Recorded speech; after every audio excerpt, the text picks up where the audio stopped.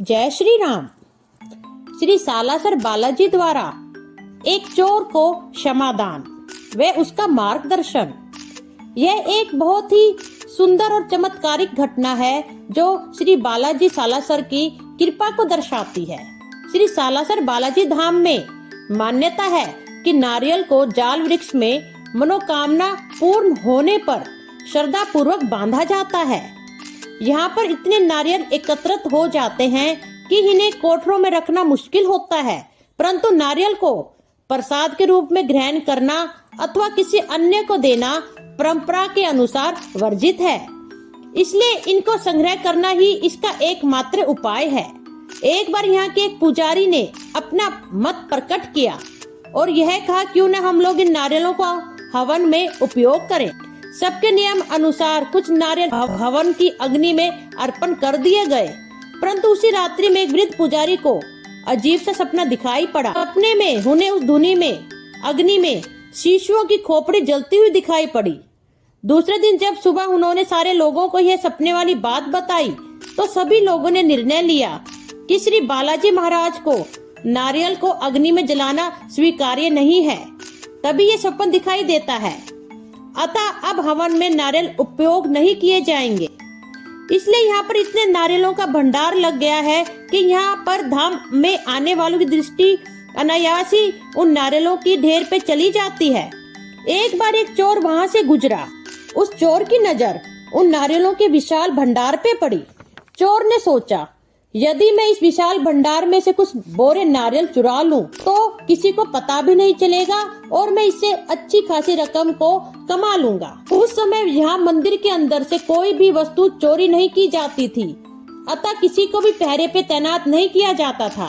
इस बात का फायदा चोर ने उठाया और उसने एक ऊंट की व्यवस्था की और मंदिर में आधी रात को घुस गया और 2 बोरे नारियल बांधकर ऊंट पर लाद कर ले गया। जिस रास्ते से वह गुजर रहा था वहाँ पर रेत का एक बड़ा टीला मिलता है। उसका ऊंट जब टीले पर पहुंचा तो ऊंट के पैर टीले में धंसने लगे। चोर घबराकर ऊंट से नीचे उतरकर उसके रेत में धंसे पैरों को निकालने का प्रयास करने लगा, लेकिन उसके पैर बजाय ऊपर निकलने के और भी नीचे धंसने लगे। अब जो चोर है उसके पैर भी रेत में धंसने लगे और कुछ ही देर में ऊंट के चारों पैर रेत में पूर्णतः समा गए।